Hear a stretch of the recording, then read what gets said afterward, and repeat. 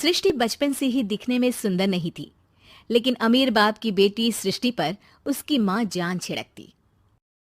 मेरी बेटी कितनी प्यारी है। भगवान सबको सृष्टि जैसी बेटी दे। सृष्टि धीरे धीरे बड़ी होती है। एक दिन सृष्टि की सहेली कहती है, तू दिखने में कितनी अजीब सी है, लेकिन मैं जानती हूँ हम सब में सबसे अच्छी शादी तो तेरी ही होगी। तेरे पापा अमीर जो हैं। और बता नहीं सकते यार, दहेज तो हर कोई देता है, ये क्या ज्यादा ले जाएगी अपने पति के लिए? अरे बड़े शहर में कोठी है इसके पापा की। अरे पापा की है ना, कौन सी इसकी है? इसकी होती तब तो कोई भी लड़का इससे शादी कर लेता। अरे पापा की मतलब पापा की है तो मेरी ही है ना। किसने कहा? अब तेरी तो तब होगी ना जब तेरा भाई ना हो। वैसे भी शादी के बाद सारी प्रॉपर्टी भाई के नाम होती है। सृष्टि समझ जाती है कि उसे किसी भी हालत में माँ बाप की सारी प्रॉपर्टी को अपने नाम करना है, लेकिन कैसे? एक दिन सृष्टि का भाई शीनू कहता है, बहन क्या कर रही है? तुझसे एक बात करनी है।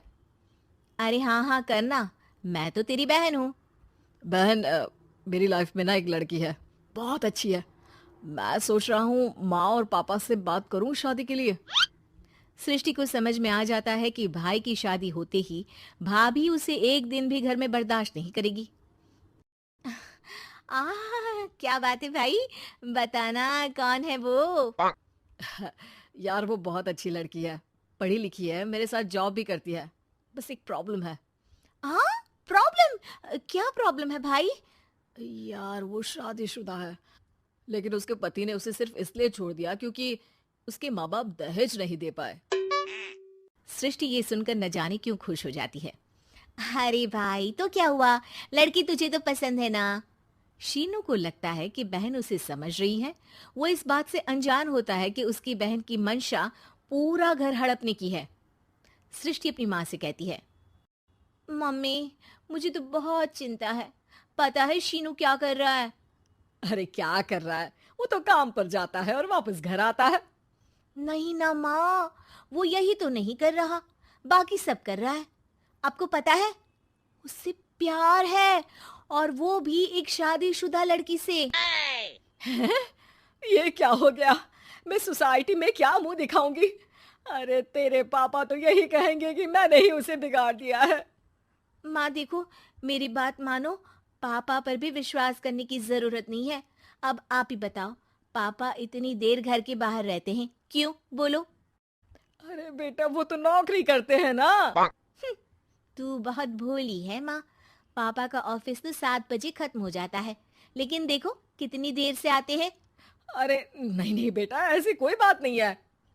सृष्टि माँ को एक औरत से बात करते पिता की फोटो दिखाती है। देखो माँ, कैसे हैं पापा? मैं ना कहती थी कि पापा सही नहीं है। मैं तेरे पापा से बात करूंगी, दे फोटो मुझे। ओ माँ, वो तो डिलीट हो गई। लेकिन चल, तूने तो देख लिया ना। पापा से बाद में बात कर लेना, और हाँ, मेरा नाम बिल्कुल मत लेना। हाँ माँ। अब क्या था, सृष्टि के माँ और पिता के बीच झगड़ा होना शुरू हो जाता है। सृष्टि के मन में क्या चल रहा था कोई नहीं जानता था। एक दिन, माँ सृष्टि के लिए एक लड़का देखा है, वो लोग शाम को उसे देखने आने वाले हैं। और हाँ माँ, एक खुशखबरी, मैं और पापा मिलकर एक नया बिजनेस ट्राई कर रहे हैं। शाम को लड़का आता है, सांवले रंग का। सृष्टि को तो बिल्कुल भी पसंद नहीं आता। लड़की की माँ कहती है, लड़की का चेहरा तो कोई खास नहीं, लेकिन अगर मेरे बेटे को आप लोग सेटल कर दें तो मैं उसकी शादी आपकी बेटी से करवा दूं। सृष्टि को लड़का बिल्कुल पसंद नहीं था। उसे भाई पर गुस्सा आ जाता है। लड़के वालों के जाने के बाद कहती है, माँ देखा, शीनू मेरे लिए कैसा लड़का लेकर आया, न दिखाने लायक न सुनने लायक, सेटल भी नहीं, वो भी हम करे। अरे माँ मैं जानती हूँ ये मेरी शादी किसी भी घर में क्यों करवाना चाहता है। अरे कैसी बात कर रही है बहन? तूने तो देखा ना, लड़के को मैंने ही मना कर दिया तुझसे शादी के लिए। जिसने लड़का बताया था उसने उसकी बहुत तारीफ की थी। बात आई गई हो जाती है, लेकिन सृष्टि का मन शांत नहीं होता। क्या करूं, कुछ समझ में नहीं आ रहा।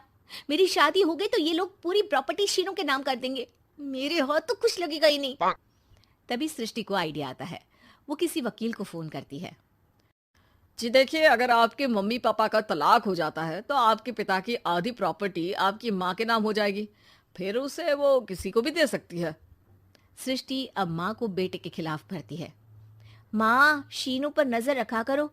वो जिस लड़की के प्यार में है ना, वो शादीशुदा है। यहाँ आएगी, सारा पैसा, रुपया, जमीन, जायदाद सब हड़प लेगी। पापा का भी हाल तुमसे छुपा नहीं है। ऐसा ना हो कि मैं और आप एक दिन सड़क पर भीख मांगे। हे भगवान, मैं तो जीते जी मर जाऊंगी अगर ऐसा हो गया तो। ऐसा हो गया नहीं माँ, ऐसा ही होगा। अभी समय है, आगे का सोच लो।